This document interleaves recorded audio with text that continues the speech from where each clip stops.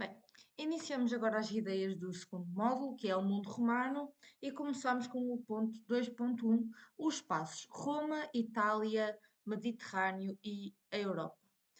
Se calhar é um bocado importante acompanharem-se alguns mapas para conseguirem entender melhor esta parte. Primeiro, vemos a questão de Roma vezes bárbaros. Ora, os romanos e os bárbaros, perante a lei dos homens, eram diferentes, mas perante a natureza são iguais. Ambos partilham as mesmas necessidades e vulnerabilidades humanas básicas. Ou seja, isto aqui, pronto, é retirado de vários textos, não é? O professor baseia o seu PowerPoint em vários textos e isto aqui é um resumo do que é que eles dizem. Ou seja, a lei é uma construção cultural, mas a condição humana é universal e igual para todos. E só para que um contexto bárbaro é quem não praticava a cultura greco-romana. Depois temos a questão da supremacia de Roma, não é? Primeiro temos o elogio de Romana Maestesas. Maestesas significa grandeza, não só como cidade, mas pelo seu genius populi, Romani, ou seja, o seu espírito, o gênio, que era o centro do mundo civilizado. Em segundo, a iconografia da Vitória, que era uma deusa símbolo de sucesso militar e político. Em terceiro, a cerimónia do triunfo, que era uma celebração concedida a generais vitoriosos. A quarta, a Roma como divindade, Dea Roms. 5, a imagética do globo, Roma via-se como o centro do mundo. O 6, a teoria das zonas climáticas. Cícero diz-nos que as zonas temperadas do norte são ideais para a produtividade e para a formação de povos superiores. E isto aqui tem a ver que é quase já numa tabela, não é? Ele diz-nos que as regiões frias europeias têm brios, mas não têm inteligência e habilidade técnica. E isto é igual a eles têm liberdade, mas não capacidade de governar. Já os povos da Ásia não têm brio, mas têm inteligência e habilidade técnica. Por isso, eles têm um estado de sujeição e servidão. Já os intermediários do mapa global, não é? Que são a raça helénica, têm brio e têm inteligência e habilidade técnica. Por isso eles têm unidade política e capacidade de governar povos.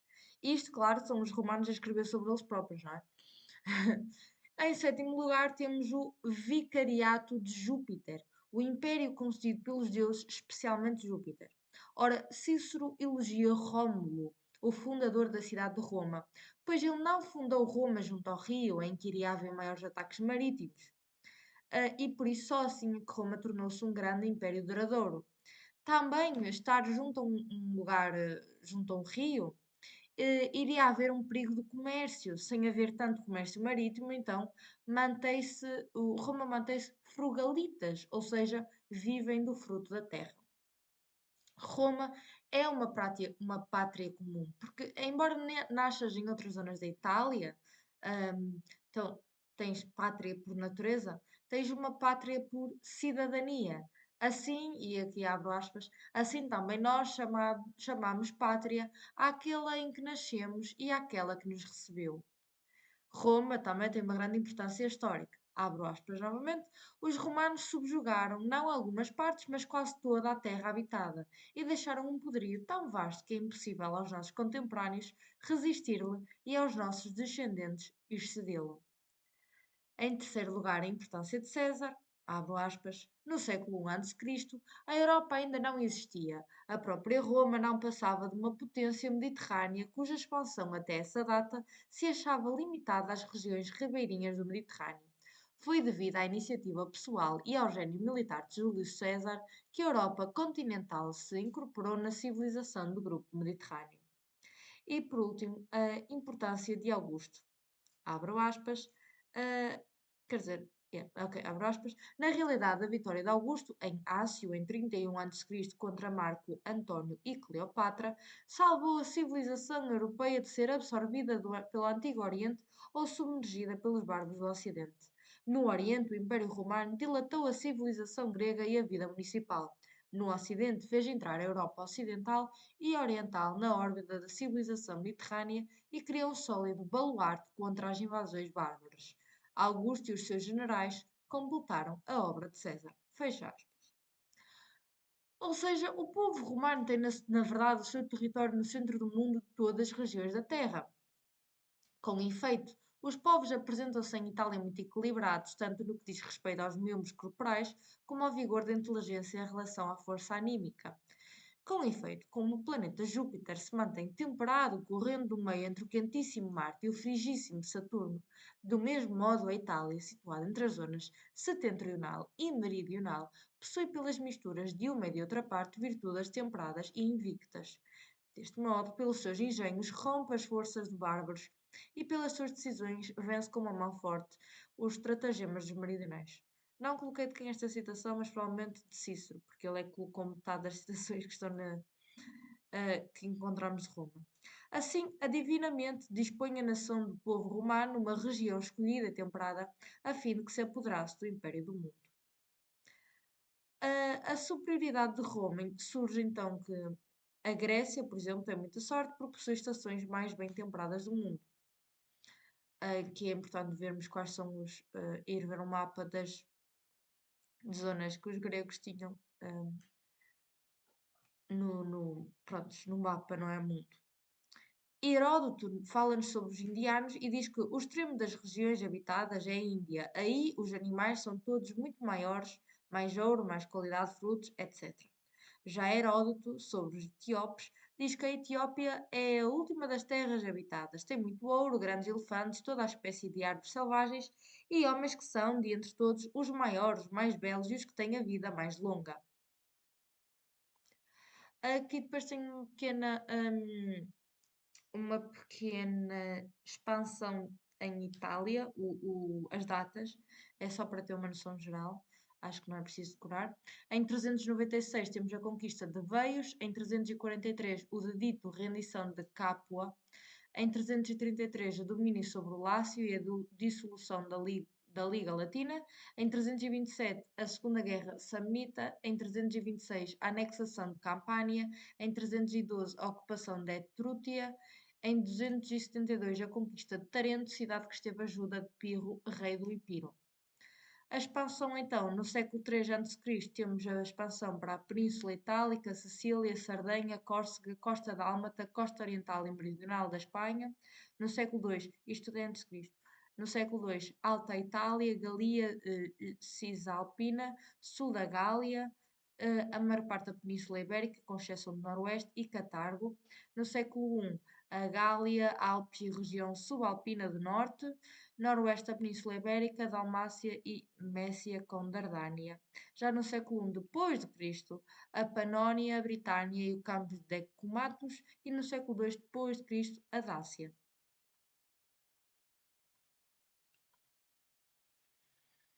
Já sobre a questão do direito e do governo. Ora, o direito da cidade no século III viu a extensão do direito da cidade e do direito romano, só estou a repetir, viu a extensão do direito da cidade e do direito romano aos provincianos. Então passou de uma classe privilegiada a uma lei comum do Império. Este é o ideal social e político, já expresso por autores gregos como Dione Cristómos ou Hélio Aristides. A ideia helenística tradicional da unidade do mundo civilizado, ou ecumene, e o ideal estoico de uma monarquia cujo chefe do império dedicasse a sua vida ao serviço dos seus súbditos e considerasse o governo não como um privilégio, mas como um dever. O mesmo ideal inspirou os grandes juristas do século seguinte, como Ulpiano e Pampinano, que foram incorporados nas tradições do antigo direito romano, os princípios humanos e esclarecidos da época de Antonius. A muralha de Adriano foi uma fortificação construída para dar proteção ao Império Romano e, isto aqui é só uma parte, Roma então é marcada pela extensão territorial, mas áreas com grande, e o Império, que é o Império Romano, não é? Mas áreas com grande vulnerabilidade. No século II, a expansão militar pelo continente europeu estava a suceder. Adriano parou para manter o que já era da posse de Roma sob controle, e por isso ele construiu esta muralha. Foi construída em pedra e madeira ao norte da Inglaterra e ficou pronta no ano 626. É a mais extensa estrutura construída pelo Império Romano e estendia-se por 118 quilómetros. A ideia de Roma, isto é mais outras questões da superioridade, não é, romana. A ideia de Roma como entidade cultural e geográfica surge após a queda do Império Romano, marcado pela fusão entre o norte e o sul do continente. Nesse mesmo período, os árabes conquistaram o Maghreb, ampliando a sua influência no norte da África. O nome Europa tem origem na mitologia grega, porque Europa era filha de Agenor e Telefassa, raptada por Zeus, que se transformou em um touro branco e a levou para Creta, onde tiveram três filhos. Minos, Sarpedon e Radamante. Esse mito simboliza a ligação entre o Oriente, que é a Fenícia, e o Ocidente, Creta, refletindo a ideia de intercâmbio cultural que também marca a história europeia. A Europa não tem uma unidade natural, é fruto de uma longa evolução histórica e cultural. Geograficamente, é um prolongamento da Ásia com pouca unidade física. Antropologicamente, é uma mistura de raças e culturalmente a sua unidade é um objeto em construção há mais de 1000 anos. Indo agora para o nosso ponto 2, temos a segunda aula do módulo 2, foi uma apresentação do Dr. Eugênio Ralo de Palermo e ele apresentou-nos o Roman Values and Modern Thoughts. Is Romanesque still a relevant concept today? E ele vai-nos apresentar então, não sei até que ponto é que isto é importante, o PowerPoint está lá, por isso eu vou só ler o resumo. O resumo é que ele vai-nos apresentar 1, 2, 3, 4, 5, 6 values romanos, não é? 6 valores romanos. Primeiro é a amicitia, que é a amizade, a relação de lealdade e solidariedade entre cidadãos e aliados. Depois temos a fides, que é a lealdade, o respeito, o honrar a palavra dada, que é a fiabilidade e a honra. A humanitas, que é a humanidade, o reafinamento moral e intelectual, a compaixão e civilidade. O mos maiorum, que é os costumes dos antepassados, as tradições e valores herdados dos antigos, as normas morais da sociedade romana. O otium, que é o lazer, o tempo livre dedicado ao estudo, à reflexão e à vida de espírito, distinto da inércia. E, por último, a pietas, que é a piedade, devoção, o dever, ao sentido do dever religioso, familiar e cívico, e também o respeito pelos deuses, pela família e pela prática, pela pátria.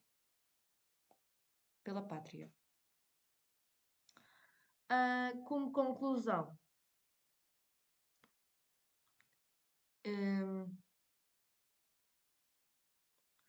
conclusão é as relevâncias duradouras, as virtudes da Roma Antiga respondem às mesmas necessidades ética, as confianças, dever, sabedoria, humanidade com que as sociedades modernas continuam a debater-se, a continuidade moral, porque a civilização depende da continuidade dos seus alicerces morais e o progresso sem virtude corre risco de colapsar.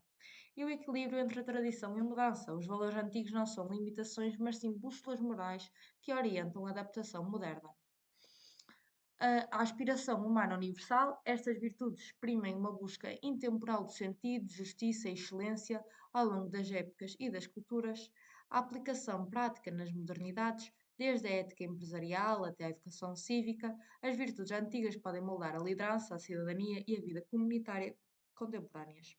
O renascimento ético, redescobrir, por exemplo, a fides, o mos maiorum, a sapiência, a humanitas e a virtus, pode ajudar a contrariar a fragmentação moral moderna e a reaviver a virtude cívica. E depois tenho uma leitura de sumário.